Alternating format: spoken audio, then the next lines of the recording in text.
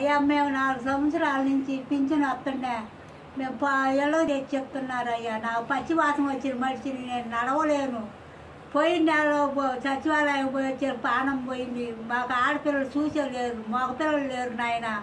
మేము నడవలేము. బ్యాంకీలు వద్దు, ఏమొద్దు. ఆ చంద్రనారాయణ బాబులు కేసులు పెట్టి ఇట్లా వారెంట్ల మీద ఎందుకు అయ్యా ఇట్లా చేయటం? మాకు జగనే కావాలయ్యా.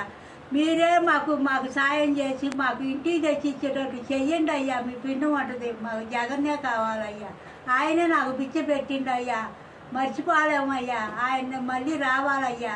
ఎందుకు ఆ కచ్చి కట్టి వాళ్ళ మీద అట్లా చేయటం అయ్యా? నాకు అసలు బతకలేని రోజులు మేము అడుగు వేయలేకపోతున్నాయ్యా. పచ్చివాతం వచ్చి ఒక పాటు పోయింది, రెండో పాటు యాక్సిడెంట్ జరిగి చెయ్యి ఇరిగి నడవలేక ఆ అల్లుళ్ళు చూడక, పిల్లలు చూడక, కొడుకులు లేకపోతే నా పరిస్థితి నిల్చొని నీడలేదయ్యా.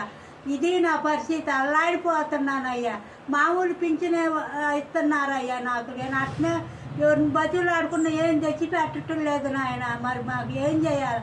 మళ్ళీ బ్యాంకీలకి ఇవన్నీ చెప్పి వాళ్ళ మీద కేసులు పెట్టి ఆ బ్యాంకీలకి ఇంత చెప్పులు ఎందుకయ్యా ఆయన పెట్టేది? మాకు ఆ జగనే రావాలయ్యా. జగన్ పొన్నాను మాకు ఒడ్డునేసిండు అయ్యా. నాకు ఆయనే పింఛన్ ఇచ్చిండు అయ్యా. మళ్ళీ మాకు ఇంటికి తెచ్చి ఇచ్చేటట్టు మీరు పుణ్యం కట్టుకొని సాయం చేయండి అయ్యా. మీకు పుణ్యం ఉంటుంది అయ్యా. దిక్కులేని పక్షిలాగా నేను అడుగుతున్నాను అయ్యా. నా బోటోళ్ళు ఎంతమందో ఉండారయ్యా, ముసివాళ్ళు, దిక్కులేని వాళ్ళు.